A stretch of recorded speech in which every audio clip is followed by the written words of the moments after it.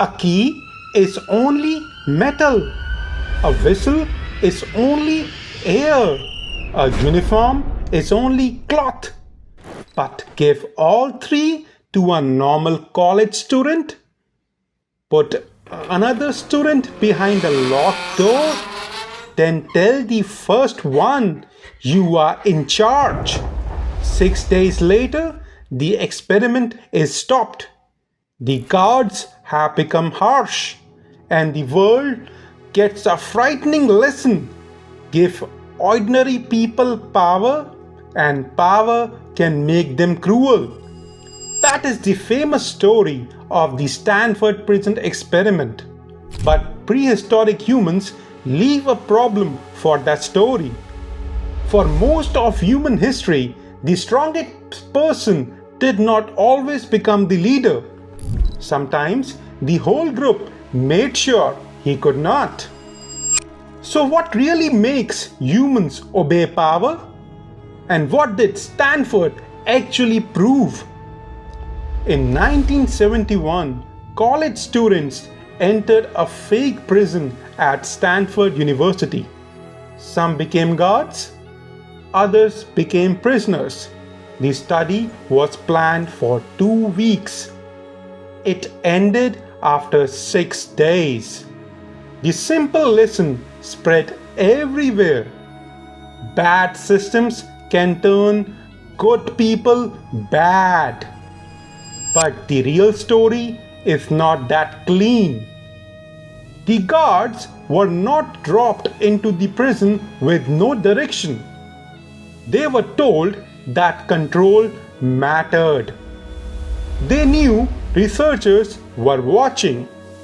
Some may have acted like the kind of guard the study needed. Not every guard became cruel. That changes the question. Did power reveal a monster? Or did the room hand an ordinary person a script? Now leave Stanford. Go back thousands of years. A hunter returns to camp with meat. People listen because he helps the group survive. Now imagine another man. He takes the biggest piece. He tells others who may eat. He threatens anyone who says no. He may be stronger than one person, but he is not stronger than the whole camp. We cannot interview prehistoric humans. Modern hunter-gatherer groups are not time machines, but they offer clues. In some small groups, people limit bullies through jokes, refusal, bad reputation, or exclusion. They laugh at his boasting, ignore his orders, stop helping him, stand together, or leave him with nobody to control. Humans fought and hurt one another, but our story was never only follow the strongest. We also learned, watch the person who wants to own the group. You already know these two kinds of leaders. One enters a room and everyone becomes quiet because they are afraid.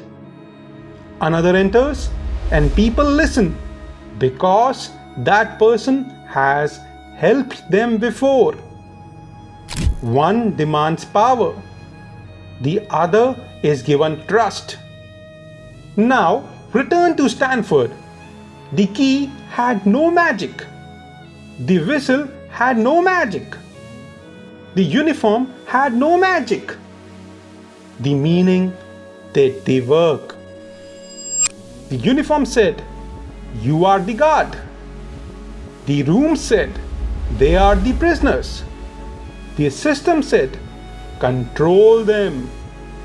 Power was not sitting inside one student. It was being built between everyone in the room. In our last video, a glowing clock changed what waking up meant. Here, a uniform changes what one human means to another. The object is simple. The meaning changes behavior. And here is the part that should bother you. Most people do not obey because they fully agree. They obey because they think everyone else agrees. A boss humiliates someone in a meeting. 10 people hear it. Nobody likes it. Nobody speaks. The boss sees silence. And silence looks exactly like permission. It happens in classrooms, families, companies, and countries. Most people do not begin by supporting cruelty. They begin by waiting for someone else to object. This is how power grows. But resistance grows the same way. One person questions, another looks up. A third realizes, I am not alone. Suddenly, the powerful person looks smaller. A later prison study in Britain found a different pattern. The guards did not unite around their role. The prisoners formed a stronger group. Tyranny did not simply appear. People had to believe in the group, leader, or system supporting it. Power needs more than a uniform. It needs people to keep lending it belief. So why do humans obey power?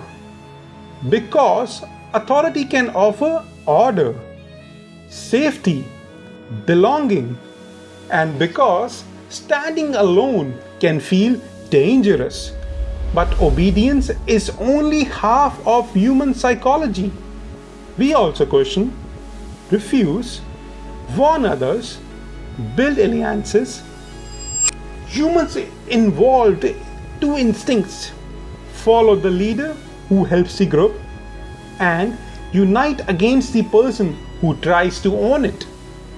The deepest lesson of Stanford may not be power turns good people evil.